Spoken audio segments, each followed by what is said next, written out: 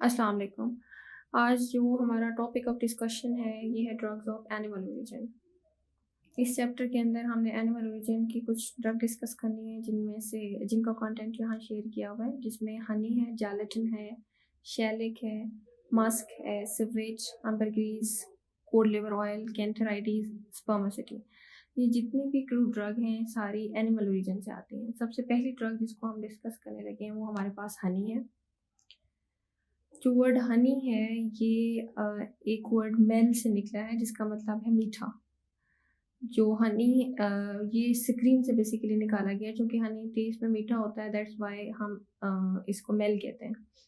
हनी और Amiel is a screen secretions deposited in the honeycomb by bee Apis mellifera। इसकी family है एपिडी। यानी जो हनी है मेल, ये बेसिकली एक स्क्रीन सिक्रीशंस है जो हनी कॉम के अंदर जमा होता है। और जमा कैसे होता है, हनी बीज जो हैं जिनका जोलॉजिकल नेम है एपिस मेलिफेरा, फैमिली एपिडी, उनकी वजह से होता है। ये कलेक्शन और प्रिपरेशन कैसे होती है हनी बीज की, हनी की, हनी बी कैसे करती हैं इसकी कुछ डिटेल हम डिस्कस कर लेते हैं। जो वर्कर बी होती है बेसिकली वो सोर्स ऑफ कलेक्शन है या फॉर्मेशन है हनी बी का। जो वर्कर बी है ये नेक्टर कलेक्ट करती है डिफरेंट फ्लावर से, और नेक्टर को अपने हॉलो ट्यूब में अपने माउथ के थ्रू एसोफेगस में ले जाती है। कुछ अपनी एनर्जी के लिए कंज्यूम करती है, जो रिमेनिंग होता है उसको एंजाइमेटिक रिएक्शंस के थ्रू कन्वर्ट कर देती है हनी में, और वो सैक के अंदर जो हनी सैक होता है उसके अंदर जमा हो जाता है, फिर उसको हनी कॉम्ब के अंदर जो है ना डिपॉजिट कर देती है। The worker bee, by the means of long hollow tube, take nectar from the flowers they visited and pass it through the esophagus into the honey sac or a crop। ये हमारे पास honey bee है। Honey bee जो है ये सारा जो nectar है, आप अगर देखें तो इसकी बॉडी के ऊपर काफ़ी सारे पोलन्स भी लगे हुए हैं। शॉर्ट हेयर्स होते हैं इसकी बॉडी के ऊपर। इन हेयर के साथ जो पोलन वगैरह हैं, पोलिनेशन का ये काम भी करती है, पोलन वगैरह क्लिंग हो जाते हैं। इसके अलावा ये इस हॉलो ट्यूब के अंदर जो सेकंड पिक्चर में दिखाई गई है, इस हॉलो ट्यूब के थ्रू डिफरेंट फ्लावर्स से नेक्टर कलेक्ट करती है।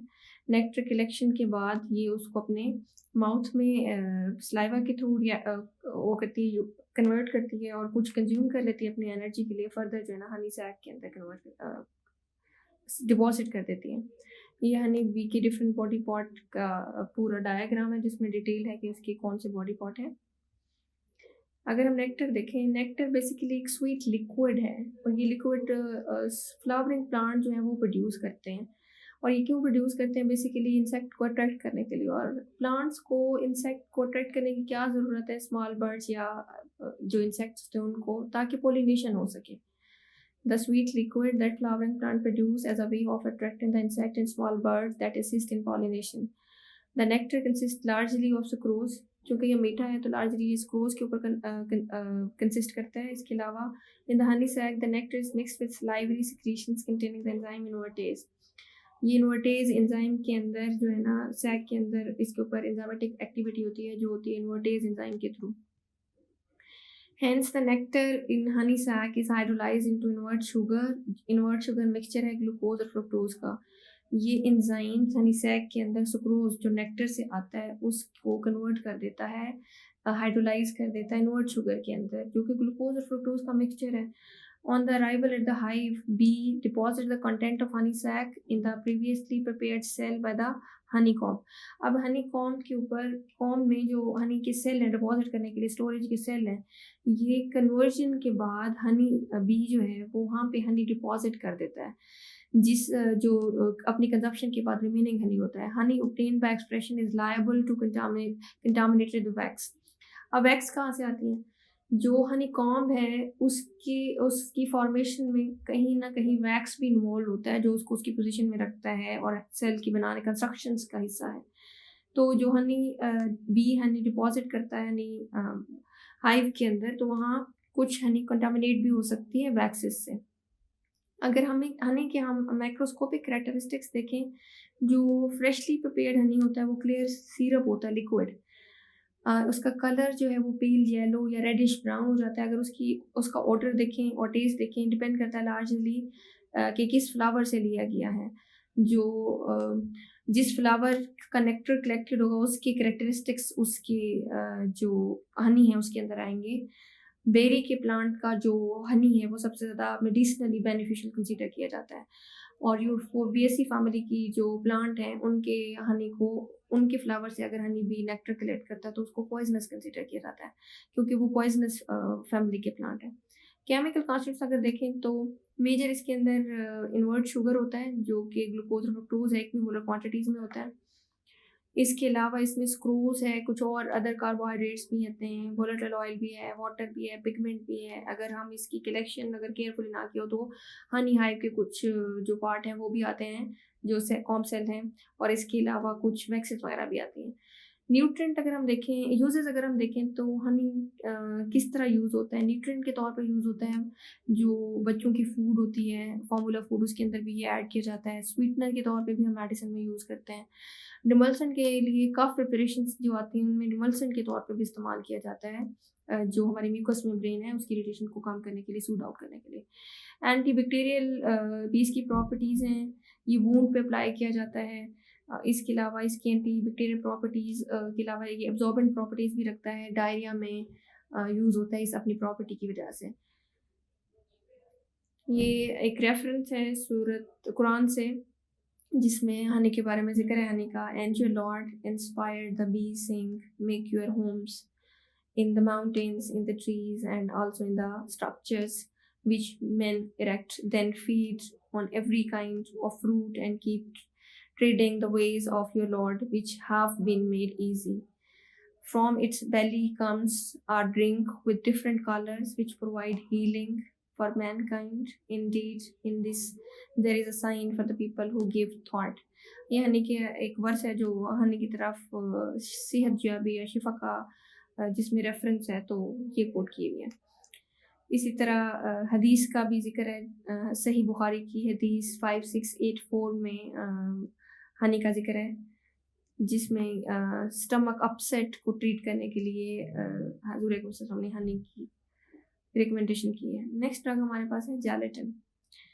अगर हम जेलेटिन देखें, ये एक प्रोटीनियस कंपाउंड है जो कि basically partial hydrolysis of collagen से मिलता है। कोलेजन कहाँ से आता है?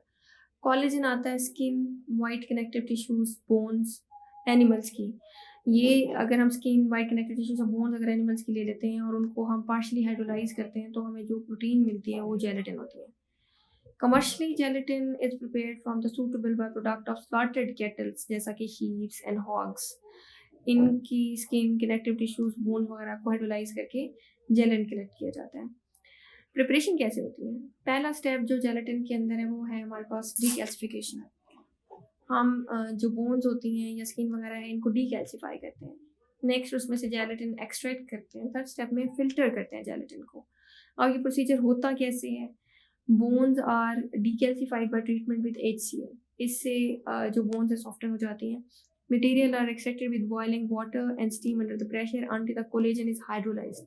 ये जो बोन जिसको हमने डीकैल्सिफाई किया था उन्हीं बोन्स को हम एक्सट्रैक्ट करते हैं बॉइलिंग वाटर के साथ और स्टीम में अंडर प्रेशर। फिर जब ये कोलेजन हाइड्रोलाइज हो जाता है फर्दर इसको प्रोसेस करते हैं। कैसे प्रोसेस करते हैं? This solution is then filtered by इलेक्ट्रोऑस्मोसिस।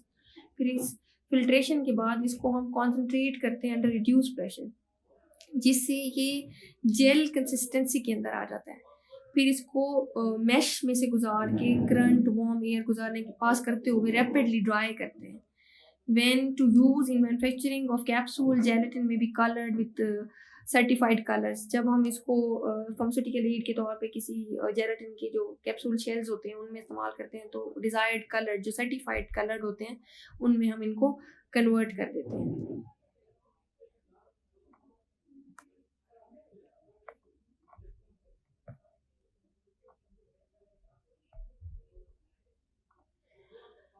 Next हमारे पास जेलेटिन के माइक्रोस्कोपिक कैरेक्टरिस्टिक्स हैं, उनको हम देख लेते हैं। जेलेटिन हम जो बनता है ये शीट्स की फॉर्म में, फ्लेक्स की फॉर्म में, श्रेड्स या कोर्सर या फाइन पाउडर की फॉर्म में बिकता है। यानी या तो शीट्स होंगी या छोटे छोटे टुकड़े होंगे टूटे फूटे से जो फ्लेक्स होते हैं, या पाउडर फॉर्म में होगा, वो कोर्सर भी हो सकता है, फाइन भी हो सकता है।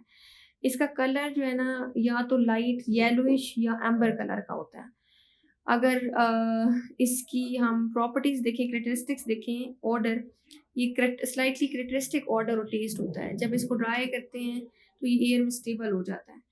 When moist and in the solution form subjected to bacterial decomposition, ये अगर moist हो जाए तो या solution form में हो तो ये bacterial decomposition के लिए बैक्टीरिया से decompose हो सकता है।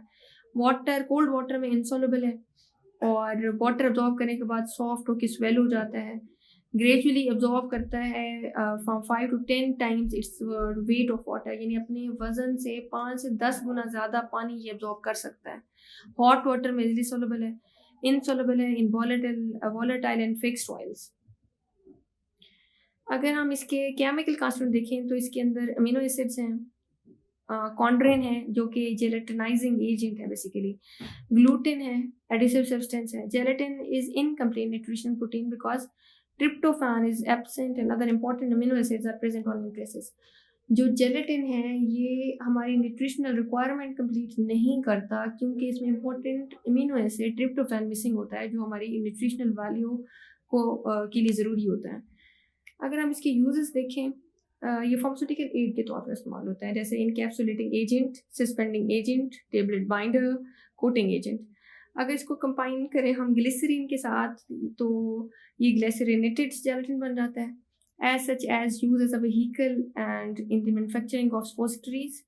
जिंक ऑक्साइड अगर इसको ऐड करें तो ये जिंक जेलेटिन बन जाता है। Use as a topical protectant, इसके अलावा एज अ न्यूट्रिएंट जेलेटिन को हम यूज़ करते हैं कमर्शियल फूड प्रोडक्ट्स या बैक्टीरियोलॉजिकल कल्चर्स मीडिया के अंदर, जैसा कि हम फूड में अगर देखें कस्टर्ड्स वगैरह जो होते हैं उनके अंदर जेलेटिन ऐड होता है।